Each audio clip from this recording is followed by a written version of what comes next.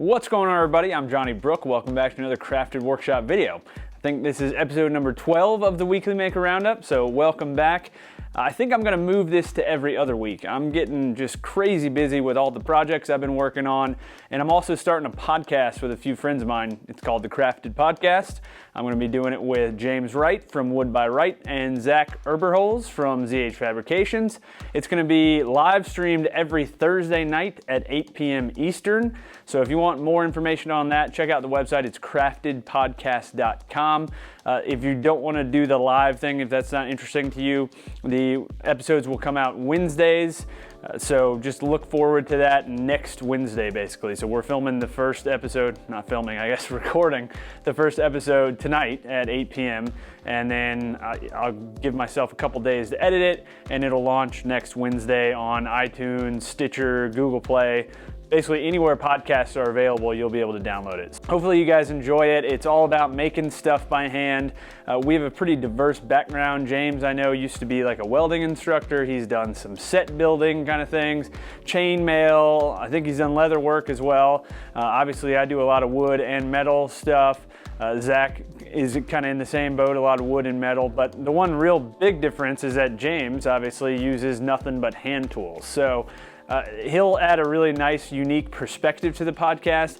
I'm on the total opposite end of the spectrum. I'm almost 100% power tools, just because I like the efficiency that they give me, and Zach is kind of somewhere in the middle. So the first episode is gonna be about power tools versus hand tools, where they're useful in your shop, and what their benefits and maybe cons are to using each. So should be interesting. I'm excited about it. I've always wanted to really do a podcast. So definitely check that out if you're interested in podcasts.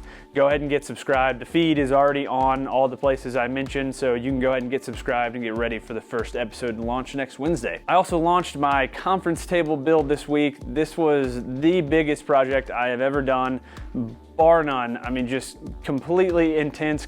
Maybe a little bit overstretching for me, but I pulled it off and could not be happier with the results. So it was a modular conference table. It's split in half down the center lengthwise, and this was a request. I built this conference table for a friend of mine down in Asheville, and he wanted to be able to use the conference table as two separate workstations when it's not being used as a conference table. So was really kind of challenging to design, and it basically meant that I had to build two identical tables with two bases and two tops and have them match up perfectly, which, you know, that was a little bit tricky. Excited about that, excited about just getting into this whole furniture building side of things. It's really what is, I think, speaking to me and getting me just really interested in woodworking and making me, you know, driven to get back in the shop. All right, I think that's it for me, so let's go ahead and get into the roundup. First, my pick is ISHITANI.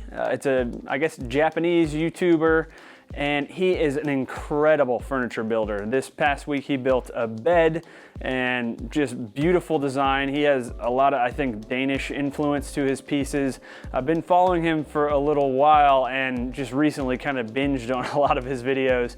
He's built some just absolutely gorgeous stuff. If you watch a lot of woodworking videos on YouTube, you've probably had one of his videos suggested for you. Totally awesome woodworker and just really well-made videos. Next is the Slab coffee table with tree trunk base by Charlie over at Workbench. So this was just kind of a highlight overview video that Charlie put together, but he did this 4-part series on building this insane coffee table. The top is this super thick, like probably 3 or 4 inch thick slab, and the base is this kind of rusticated, carved tree trunk looking thing that he made from glued up pieces of, I believe it was oak. It's amazing to see what he started with and the finished result. I mean, the painting, the carving, the whole thing, just unbelievable work. Charlie I met at WIA. He's a really nice guy and just is a super talented woodworker. So definitely check out that video and get subscribed to Charlie if you don't already. Next is this woodworking frame by Jon Peters. I just love watching Jon's videos. I'm always learning new tips and tricks. He's just a total veteran when it comes to this stuff. He's super meticulous.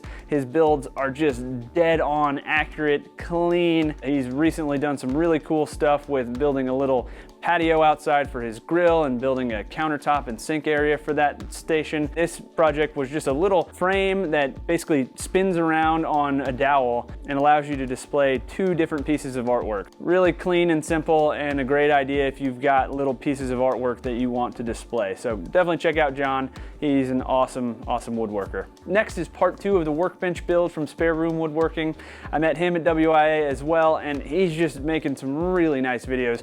Beautiful camera work, awesome kind of 3D renderings in the videos, and he's doing all hand tool stuff because he's basically building in a spare room in his house. This workbench is coming along really nicely, and I'm excited to see it finished. He's working on this little Black & Decker, pop-up kind of work surface, and it's super shaky and it'll barely hold his work, and I know once he gets this workbench finished, he's gonna be extremely excited. Definitely check that out. He's been doing some really cool stuff. And last is a concrete USB hub by Works by Solo. So this is a brand new YouTube channel, and I am really impressed right off the bat. So in case you missed the whole kind of hubbub about it, the concrete USB hub was a project that Giaco published on the Make magazine YouTube channel.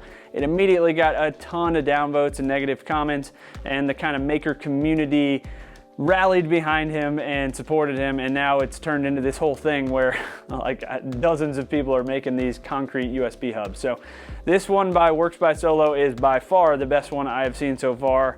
It is just amazing the work he put into it. He did a 3D model of it, carved that into foam on his CNC, poured concrete in. That was the base, and then also carved a wooden top to fit with the concrete base. Just really crazy work. Definitely subscribe to him. I think he's got like a dozen subscribers or something like that at this point, but I think he's gonna do really well. All right, I think that's it, guys. Hopefully you enjoyed this episode. Don't forget to check out the podcast tonight at 8 p.m. Go to craftedpodcast.com. There's a little live page there where you can get a little more info about the live streaming. There's a chat functionality. I'm really excited to kind of leverage that to get some live feedback from you guys and just make these shows more interactive. If you don't already, go ahead and get subscribed to this channel. This is my second channel. This is where I do the weekly maker roundup. I'll have a lot of tool reviews coming up. I'm also going to be doing some event coverage. If you don't subscribe to my main channel, obviously go do that. That's where I do all my project videos. Those come out every Tuesday. And last, if you want to support me and get some kind of behind the scenes action and some awesome perks, check me out on Patreon. It's patreon.com/craftedworkshop. All right, thanks again for watching, guys. Until next time, happy building.